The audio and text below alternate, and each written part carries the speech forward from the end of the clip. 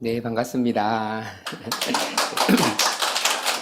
네, 예, 저희 담임 목사님을 통해서, 한번 교회 와달라 해서 일정 조율하면서, 네, 알겠습니다. 라고 했는데, 그 이후에 얘기를 들었어요. 우리 최재일 전도사님, 하고 관련이 있다는 얘기를, 우리, 종교철학 전공 분야 학생회장으로 작년 1년 동안 너무 열심히 잘 해줘서 너무나 이제, 든든하게 한 해를 보냈고, 너무나 좋은, 전도사님이신데, 관련이 있다는 얘기를 뒤늦게 알게 되어서, 오늘 이 자리가 더 좀 뜻깊게 저 개인적으로는 좀 다가오는 그런, 시간이기도 합니다. 예, 제가 이제, 어쩌다 보니 방송 출연도 많이 하게 되고, 계속 이렇게 강의 요청도 많고, 특히 이제 과학과 신앙 분야에 대한 강의들, 청소년 집회나 이런 데 계속, 이렇게 다니게 되었는데, 그런 때에서 이제 하는 강연과 오늘은 그래도 우리 말씀이기 때문에, 오늘 본문 말씀을 가지고, 우리와 함께 하신다는 그런 주님, 그것을 우리가 어떻게 한번 느껴볼 수 있을지 길지 않은 시간이지만 같이 여러분들과 나누고자 합니다. 성경에 보면 내가 너와 함께 하겠다라고 하는 그 말씀이 반복적으로 여러 군데서 나오고 있습니다. 근데 중요한 것은 왜 그것이 우리에게 실제적으로 현실감 있게 느껴지지 않느냐 라고 하는 것이죠. 물론 모두에게 해당되는 일은 아니겠지만 혹시 이런 문제로 정말 하나님 계실까? 정말 나와 함께 하실까? 하는 그런 부분에 대해서 고민하고 있던 분들이라면 오늘 말씀을 통해서 어느 정도 답을 좀 얻으시면 좋겠습니다. 먼저 생각해 볼 것은 열등감입니다. 우리가 보통 열등감을 큰 문제로 생각하지 않지만 열등감은 사실 우리가 하나님과의 관계를 가로막는 가장 큰 장벽입니다. 누구나 열등감이 있어요. 그것이 겉으로 나는 없다라고 생각하는 분들도 잘 생각해 보면 있습니다. 이제 제가 이제 서울대 대학원에서 또 이제 석사 박사 과정을 공부를 했었는데 그때 기숙사에서 살면서 이제 박사 과정 공부를 하고 있는데 그 법학 전문 대학원 학생 기숙사 내에서 자살을 했습니다. 참 어찌 보면 세상적으로 보면 서울대 법학전문대학원 로스쿨을 나오면 뭐 변호사 시험에 당연히 합격하겠고 사회적으로 길이 다 보장된 것 같은데 그 안에서의 열등감과 그것 견디지 못하고 이런 일들이 벌어지고 설문조사에 의하면 서울대생이 한 60%가 열등감에 시달린다고 하죠. 그 안에서의 경쟁과 여러 가지 각자 상대적인 관점이다 보니까 그런데 이게 왜 중요한지는 성경에서 반복적으로 말하고 있어요. 예수님은 천국을 포도원의 비유로 설명을 하십니다. 포도원 비유에서 보면 하루 품삯, 하루 일하면 한 데나리온을 줄게. 라 그래서 아침부터 가서 하루를 일했습니다. 주인이 나를 써주지 않았다면 월급을 받지 못했을 텐데 주인이 나를 불러주셔서 감사하게 하루 일을 하고 하루 품삯을 받았어요. 그런데 이 사람의 속이 뒤집혀졌죠. 왜요? 저 사람은 점심때부터 왔거든요. 저 사람은 오후에 왔거든요. 심지어 저 사람은 끝나기 1시간, 회식이 1시간 전에 왔는데 나랑 똑같이 받았어요. 그 순간 속이 뒤집어지는 거죠. 그 순간 화가 납니다. 처음에 주인과 나와의 관계만 생각했다면 은혜였고 감사함이었는데 주변의 눈을 돌리는 순간 은혜가 아닌 겁니다. 달란트 비유도 마찬가지이지 않습니까? 주인이 나를 신뢰하고 한 달란트라고 하는 것은 그 무게의 단위인데 데나리온하고 비할 수 없을 정도로 지금으로 갖추면 수십억의 가치가 되는 큰 돈입니다. 한 달란트를 나에게 맡겨놨어요. 와, 주인이 나를 신뢰해서 나에게 한 달란트가 되는 큰 금액을 나에게 맡겨주셨구나. 내가 이것을 어떻게 해서 이걸로 주인께 기쁨이 될까? 처음에 받았을 때에는 굉장히 기뻤을 겁니다. 그리고 주변을 보니까 쟤는 내 2배인 2달란트를 받았어요. 글쎄 저 사람은 5달란트를 받았어요. 그 순간에 일할 맛이 떨어집니다. 내가 아무리 열심히 해서 소위 말하면 100%의 수익을 올려도 한 달란트 더 얻는 건데 저 사람은 20%의 수익만 올려도 한 달란트를 벗는 거예요. 5달란트 받은 사람은. 그러니까 에이 뭐야 그냥 버리게 되는 거죠. 근데 이런 일들이 우리 늘상 있습니다. 내가 나에게 이런 하나님이 나에게 달란트는 이제 탤런트 말이 여기서 나왔잖아요. 나에게 이런 탤런트를 주셨어. 아, 나는 이 재능을 가지고 뭐 악기 연주를 하고 어떤 모습으로 하나님께 영광을 돌려야지라고 했는데 주변을 돌아보니까 쟤는 나보다 뭘 더 잘해요. 쟤는 나보다 노래를 더 잘해요. 뭐 잘해요. 그 순간에 그냥 재능을 다 그냥 묻어버리게 되는 거죠. 열등감. 그러니까 우리가 이 열등감이 왜 중요하다고 제가 생각을 하냐면 하나님으로 받은 은혜를 은혜가 아니게 만들어 버립니다. 하나님이 나에게 사실 생각해 보면 하나님이 우리에게 주신 가장 큰 은혜가 뭐냐 하면 자신의 그 아들까지 보내셔서 십자가에 달려 돌아가시고 우리를 구원해 주셨다라고 하는 놀라운 가장 큰 은혜. 그 은혜를 여기 중에 계신 분 중에서 못 받은 사람이 누가 있습니까? 다 그 은혜를 받았습니다. 다 그 은혜를 누렸습니다. 그런데 그 은혜를 주변에 자꾸 고개를 돌려보니까 그 은혜가 아니게 되고, 그리고 그러면서 하나님과의 관계가 이제 어려워지게 됩니다. 이제 제가 미국에 있을 때 공부할 때 그 노진준 목사님이라고 하는 분을 이제 콜사 집회에서 만났는데 그분이 그런 얘기를 하세요. 그 다리를 절면서 이렇게 태어날 때부터 다리가 좀 불편하셨던 것 같아요. 그래서 이분이 고등학생 때 뭐 치유 집회라고 하는 치유 부흥성회 이런 곳은 이제 다 가봤다 그럽니다. 그러면서 그때마다 하나님이 내 다리를 고쳐주시면 제가 평생 하나님의 일을 하겠습니다 하는 그런 심정으로 계속 찾아다니는 거예요. 그러다가 어느 날 또 치유 집회에 갔는데 고등학생 때였어요, 이분이. 그런데 끝나고 그 강사 목사님하고 잠깐 얘기할 기회가 있었다고 합니다. 목사님 정말 기도하면 병이 다 낫습니까? 그렇다고 목사님이 얘기를 합니다. 그런데 목사님 성경을 보면 사도 바울도 자신의 몸에 있는 가시를 빼달라고 제가 간질로 추정되는 이 병을 나에게 고쳐달라고 3번이나 간절히 기도했는데 하나님이 안 고쳐주지 않았습니까? 그러자 그때 그 목사님이 그렇게 합니다. 사도 바울은 고침을 받았어. 아니에요. 성경을 다시 보세요. 사도 바울은 고침을 받지 못했습니다. 그때 그 목사님이 그렇게 설명했다고 합니다.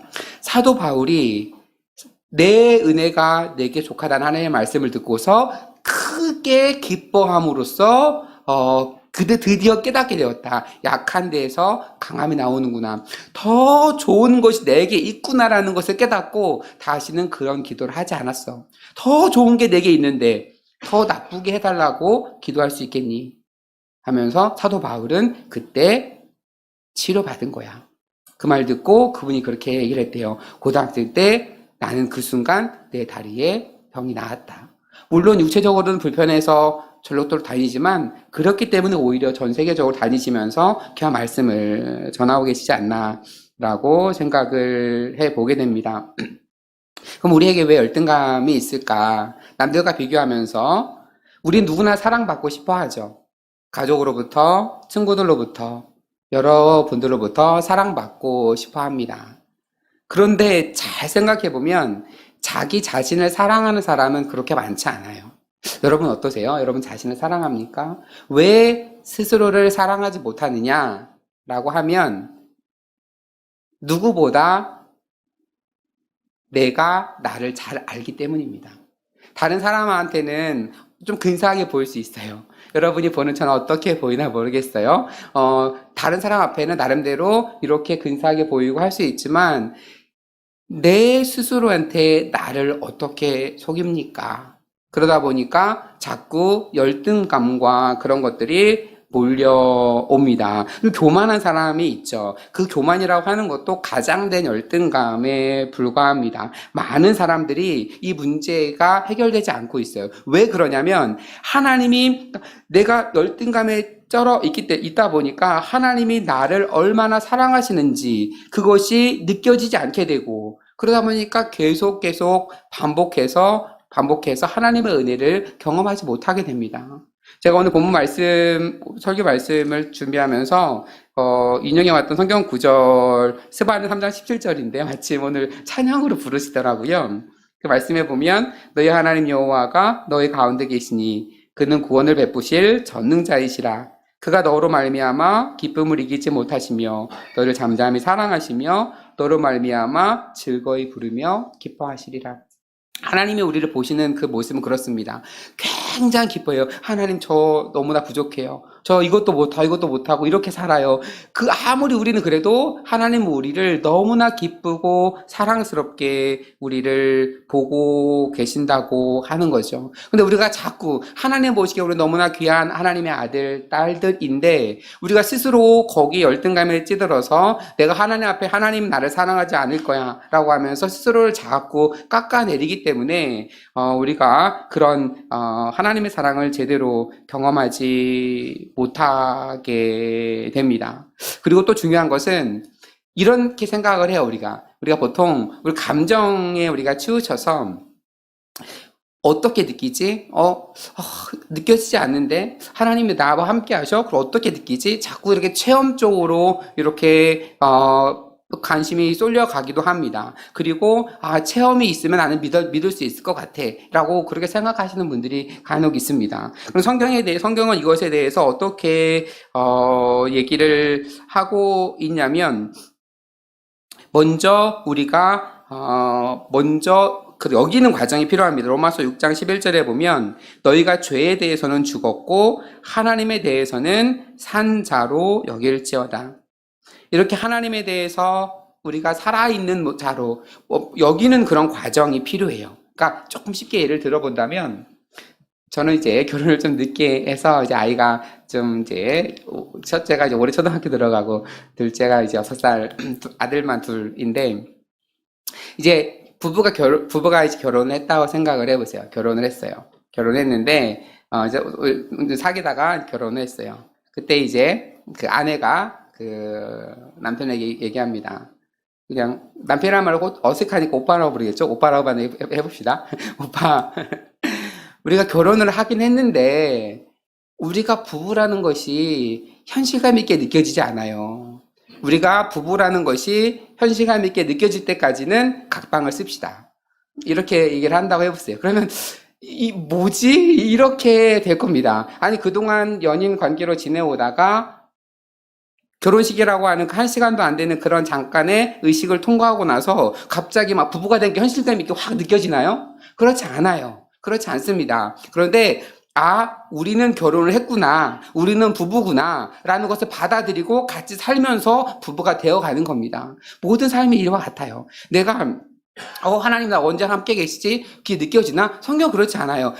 나와 함께 하시는구나, 나와 함께 나를 이끌어 주시는구나 하는 걸 믿음으로 받아들이고 그냥 그렇구나라고 먼저 받아들이고 그러면 그러한 삶을 살아가게 되는 거예요. 성경의 모든 얘기가 다 그와 같습니다. 내가 하나님도 함께 계신 걸 느껴야지만 우리의 감각이라는 게 얼마나 약합니까? 그냥 소위 말하는 그 약만 먹어도 우리는 수면에 들어가게 되고 그 마약이라는 그런 것만 먹어도 정신 이상할 정도로 우리 정신이라는 것은 되게 약합니다. 그보다 더 강한 하나님의 흔들리지 않는 말씀을 붙잡고 나아가면 그 말씀을 먼저 받아들이고 하나님 반복해서 말하면 우리는 그렇게 사라지는 거예요. 사실 성경에 보면 수많은 말씀들이 있잖아요. 근데 그 말씀들이 하나님 하나님이면 매 말씀도 묵상해야 되고 이렇게 살아야 되고 또 저렇게 살아야 되고 가장 어려운 말이 뭘까요?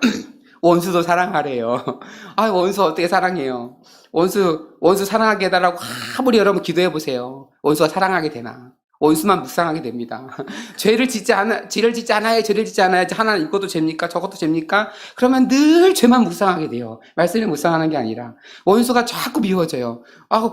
미워지고 기도하고 막 기도할 때마다 자꾸 막 미워지고 용서가 안 되고 근데 어떻게 사랑하래요? 난 안 되는가? 난 역시 안 되는 사람인가 봐. 이렇게 말라라고 하는 게 그 성경 말씀이 아닙니다. 성경에서 어떤 얘기를 하고 있는 거냐면 내가 하나님과의 관계가 분명해지면 원수마저 사랑하게 된다고 하는 놀라운 은혜의 말씀을 하고 있는 거예요. 가장 큰 비유를 설명해 본다면 1만 달란트 빚진 사람, 아까 한 달란트면 엄청나죠. 1만 달란트, 수백억이라고 더 될 겁니다. 수백억이라고 해보면 내가 수백억의 빚을 졌어요. 도저히 갚을 길이 없어요. 그래서 이자도 갚을 길이 없어요. 나는 이대로 죽어가나 했는데 갑자기 그 사람이 탕감해 주겠대요. 완전 탕감 받았어요. 그다 지나가다가 나한테 10,000원 빚지고 못 갚은 사람이 있는데 그 사람이 지나가다 얘기해요. 미안해. 내가 10,000원 주려고 했는데 내가 지금 그 돈이 없어. 여러분 그 말이 들어올까요? 용서고 말고가 할 게 아니에요. 그냥 그거 신경 쓰지 마. 신경 쓰지 마. 아예 신경이 안 쓰이는 거예요. 내가 정말로 하나님의 은혜, 나 같은 죄인마저 구원을 받았다고 하는 하나님과의 관계만 분명해지면 나에게 사소한 잘못을 저질렀던 나에게 상처를 줬던 그 사람이 눈에 들어오지 않는 거예요. 그 사람마저 이뻐 보이는 거예요. 왜냐하면 나하고 하나님의 관계, 이런 나까지 받아들여 하나님의 은혜가 내 안에 있기 때문에. 그렇기 때문에 성경에 보면 내가 이것도 해야 돼, 이것도 해야 돼, 그게 아니라 하나님과의 관계가 되면 하나님과의 관계, 그러니까 항상 하나님과의 관계를 먼저 보셔야 돼요. 이게 되면 나머지는 그냥 따라오는 일들이구나, 이렇게 생각하시면 됩니다. 그래서 우리가 왜 제가 이런 강조를 드리냐면, 우리가 만약에 성경에서 보면 막 굉장히 위대한 인물들이 많죠. 막 이렇게 막 믿음을 지켰던 사람, 어떤 사람은 스데반은 막 돌이 날아오는데도 막 순교했대, 이렇게 생각하게 되면 어떤 문제가 발생하냐면, 그런 사람들은 성경의 인물이니까, 나는 다르니까, 나는 안 돼, 이런 생각이 됩니다. 그런데 여러분 성경에 있는 인물들은 이렇게 말하면 좀 오해 소지가 있을까요? 특별한 인물들이 아닙니다. 어떤 사람들이냐면 하나님이 나와 함께 한다고 하는 그 한 가지만 붙들고 나아간 사람이에요. 그런데 여러분, 만약에 스데반처럼 여러분이 말씀을 전하고 있는데 막 돌을 던지려고 그래요. 그런데 하나님 스데반에게 어떻게 하셨어요? 하늘문이 열리고 그 천사들이 오르락내리락 하는 그런 모습을 보여줍니다. 여러분 한번 생각해 보세요. 갑자기 하늘문이 열리는 게 보이고 천사들이 보이고 하나님의 영광의 보좌가 눈에 보입니다. 그때 날아오는 돌이 신경에 쓰일까요? 그 상황이 되면 누구나 순교하게 됩니다. 저는 그렇게 생각을 해요. 하나님과의 관계만 회복이 되면 그 모든 것들은 그렇게 사라지게 되는 거지, 내가 막 힘들고 어렵고 그렇게 하면서 살아가야 되는 그런 과정이 아니다라고 생각을 합니다. 우리가 보통 그런 기도를 하죠. 하나님, 제게 힘을 주세요. 제게 힘을 주세요. 제게 지혜도 주시고 능력도 주시고 모든 것을 극복할 수 있는 힘을 주세요라고 막 기도합니다. 그래서 하나님이 힘을 줬어요. 그래서 그 시험을 막 극복했어요. 다음에 또 시험이 듭니다. 하나님, 이번에도 힘을 주세요. 이번에도 힘을 주세요. 지난번에 왜 도우셨는데 이번에는 안 도우십니까? 주님 저를 떠나신 겁니까? 이렇게 됩니다. 그런데 물론 우리가 하나님께 힘을 달라고 기도하는 것도 중요하죠. 그런데 하나님은 우리에게 그렇게 응답하지 않을까 생각이 돼요. 너가 강해지려고 하지 마. 너가 강해지려고 하지 마. 그 누구보다 강한 나를 붙잡아. 그 누구보다 강한 나를 붙잡아. 여러분, 우리 기독교인이라고 해서 사망의 음침한 골짜기를 안 가는 게 아니에요. 다윗이 고백하죠. 내가 사망의 음침한 골짜기를 다닐지라도 해 받을 것을 두려워하지 않아요. 왜요? 주께서 나와 함께 하시기 때문에. 가다가 이제 죽을 수도 있어요. 이리가 나와 날 물어갈 수도 있어요. 사자가 나와 날 공격할 수도 있어요. 굉장히 두려워야 돼요. 굉장히 두려운데 두렵지가 않아요. 왜 두렵지가 않지? 라고 해서 봤더니, 내 옆에 주님이 계시는구나.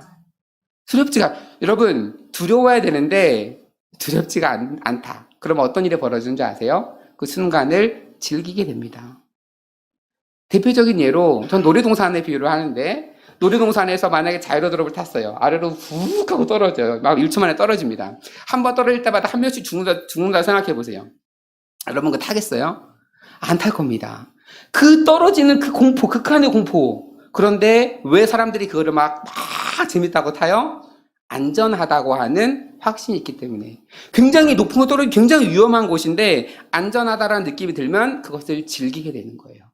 내가 사망의 음침한 골짜기를 달리는데 두렵지가 않으면 그 순간을 즐기게 됩니다. 하나님이 지난번에는 이렇게 도우셨는데 나를 이번에는 어떻게 도우실까? 나를 이번에는 어떻게 이끄실까? 기도하며 나아가게 됩니다. 20년 전에 개봉한 영화인데 내 머릿속에 지우개라고 한 영화, 혹시 다들 기억하시는 분들이 계시죠? 정우성, 손예진 씨가 주연했던 영화입니다. 이 아내분께서 이제 알츠하이머 병에 걸려서 기억을 점점 잃어가요. 근데 남편이 이제 계속 메모지를 해서 포스트잇으로 주방이나 이런 거 다 붙여놔요. 계속 기억을 잃어버리니까 보고 잊지 말라고 이렇게 하나 계속 붙여놔요. 그러니까 시간이 지나면서 포스트잇으로 가득 이렇게 집이 가득 차는 이제 그런 모습 장면이 기억이 납니다. 그러다가 이제 아내가 남편한테 이제 이런 얘기를 합니다. 이제 조금 시간이 지나면 당신이 내 남편이라고 하는 것도 내가 잃어버릴 텐데 그냥 우리 갈라섭시다. 그런 얘기를 해요. 그러자 남편이 그럽니다. 괜찮아. 너가 나마저 잃어버린다고 해도 괜찮아. 왜냐? 내가 너를 기억하고 있기 때문에 괜찮아. 라고 하면서 이렇게 북돋아 줍니다. 시간이 지나서 이제 그 여성분은 병원에 입원하고 완전히 남편이라고 하는 기억마저 다 잊어버렸어요.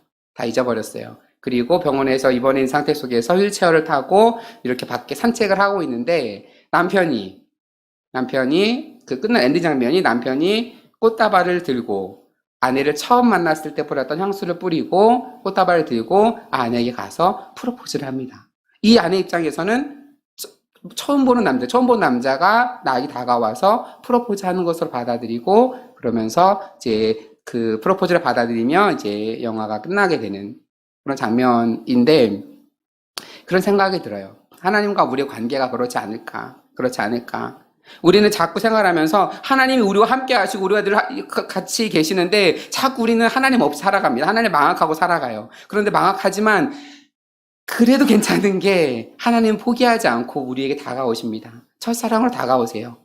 첫사랑으로 처음 만난 그 모습으로 이 주인공이 향수 뿌리고 꽃다발 들고 프로포즈하는 것처럼 나와 함께 하지 않을래? 이제 내 마음을 받아주지 않을래? 여러분 오늘도 여러분에게 다가오신다라고 생각을 해요. 내가 너와 함께 할 거야. 이제 마음의 문을 열어줘. 너와 함께 할 거야. 열어줘. 계속 우리는 망각하지만 그나마 다행인 게 하나님은 우리를 잊어버리지 않으십니다. 하나님은 우리를 영원히 포기하지 않는다는 말씀이 성경에 반복해서 말하고 있습니다. 여러분 요셉이 어떤 사람입니까? 사랑받는 아들이었습니다. 그런데 구덩이에 빠졌어요. 이제 뭔가 상황이 많이 변했습니다. 그런데 가장 큰 게 뭐가 안 변했냐? 하나님이 요셉과 함께 하신다는 것. 그리고 감옥으로 팔려가죠. 조목으로 팔려갑니다. 그런데 뭔가 상황이 많이 변했습니다. 근데 가장 중요한 게 안 변했죠. 뭐예요? 하나님이 요셉과 함께 하신다는 것. 이번에는 감옥에까지 갇히게 됩니다. 인생이 다 끝난 것 같아요. 그런데 가장 중요한 게 안 바뀌었어요. 하나님이 요셉과 함께 하신다고 하는 것. 창세기 39장 2절 3절에 이렇게 기록합니다. 여호와께서 요셉과 함께 하심으로 그가 형통한 자가 되어 그의 주인 애굽 사람의 집에 있으니 그의 주인이 여호와께서 그와 함께 하심을 보며 또 여호와께서 그의 범사에 형통하게 하심을 보았더라. 여호와께서 그와 함께 하신다는 말씀이 반복되어 있어요. 여러분 우리가 요셉을 이해할 때 요셉은 구덩이도 빠지고 종으로 팔려가고 지하 감옥까지도 갇혔는데 하나님을 배신하지 않고 믿음을 끝까지 지켰더니 결국에 하나님께서 총리를 만들어 주시더라. 이렇게 이해하면 우리 기독교인만큼 불행한 사람이 없어요. 그나마 요셉은 총리라도 됐죠. 감옥에서 죽었어 봐요. 얼마나 억울해요. 끝까지 신앙을 지켰는데. 그렇게 생각하면 기독교인만큼 불쌍한 사람이 없어요. 미래에 있을지 없을지 모르는 그 보상을 놓고 현재 어려움들을 계속 막 견뎌가야 되는 사람이에요. 우리 기독교 신앙 그게 아닙니다. 여러분 뭔가 구덩이에도 빠지고 종으로 팔려가고 감옥에 갇혔지만 뭔가 상황은 계속 변했어요. 그런데 가장 중요한 게 안 바뀌었기 때문에 우리가 버틸 수 있는 거예요. 주변이 바뀌었지만 하나님이 나와 함께 하신다는 이 큰 게 바뀌지 않았기 때문에 나는 이겨낼 수 있는 겁니다. 하나님이 함께 하신다라고 하는 그게 그만큼 중요한 거예요. 성경에 있는 모든 인물들이 다 그것을 붙잡았던 사람입니다. 그러니까 요셉 같은 사람이 되고 여러분도 하나님이 나와 함께 하시는구나. 나와 지금 동행하시는구나. 이것을 분명히 붙잡으면 여러분도 요셉처럼 사라지게 됩니다. 그 스테반처럼 사라지게 됩니다. 다윗처럼 사라지게 됩니다. 성경에서는 그 많은 이야기들을 하고 있는 거예요. 내가 너와 함께 하겠다. 내가 너를 끝까지 버리지 않아야겠다. 히브리서 13장 5절에서 내가 너희를 결코 버리지 아니하고 너희를 떠나지 아니하리라. 여러분 얼마나 많은 성경의 말씀에서 그런 말씀이 있어야 여러분 받아들이시겠습니까? 여러분과 함께 하십니다. 여러분을 떠나지 않으십니다. 그거면 됐죠. 그거면 우리가 사망의 음침한 골짜기도 즐길 수 있는 거죠. 내가 비록 어렵고 현실이 답답하지만 극복할 수 있는 겁니다. 믿음으로 나아갈 수 있는 겁니다. 사랑하는 성도 여러분, 말씀을 마치며 제가 우리 성도님들의 상황을 잘 모르죠. 각자 어려움들도 있을 테고 지금 사망의 음침한 골짜기에서 어떻게 건너가야 되나, 나 여기서 쓰러지는 게 아닌가, 그런 일들도 아마 있으실 겁니다. 그렇지만 우리가 주님을 붙잡고 나아가면 내가 해야 될 일을 이제 주님께서 하실 겁니다. 내가 하기에는 힘들고 지쳐 쓰러지지만 주님께서 함께 하시면 지나고 나면서 하나님이 이렇게 함께 하셨구나. 임마누엘 하나님. 예수님의 다른 이름 임마누엘 아닙니까? 내가 너와 함께 하겠다라고. 그냥 예수님 우리와 함께 하겠다는 말씀이 구약에서 신약까지 계속해서 반복적으로 하고 있는 거예요. 느껴지지 않아. 여러분 느끼려고 하지 마세요. 함께 하신다고 했으니, 그렇게 많은 말씀을 했으니 이제는 함께 하시는구나, 그렇게 받아들이세요. 그러면 그렇게 사라집니다. 그리고 나서 나중에 고백하게 돼요. 하나님이 매 순간 나를 이렇게 인도하셨구나, 나와 함께 하셨구나. 그렇게 우리가 함께 하시는 주님을 신뢰하며 나아가는 우리 모든 분들 되시기를 주님의 이름으로 축원합니다. 같이 기도하겠습니다.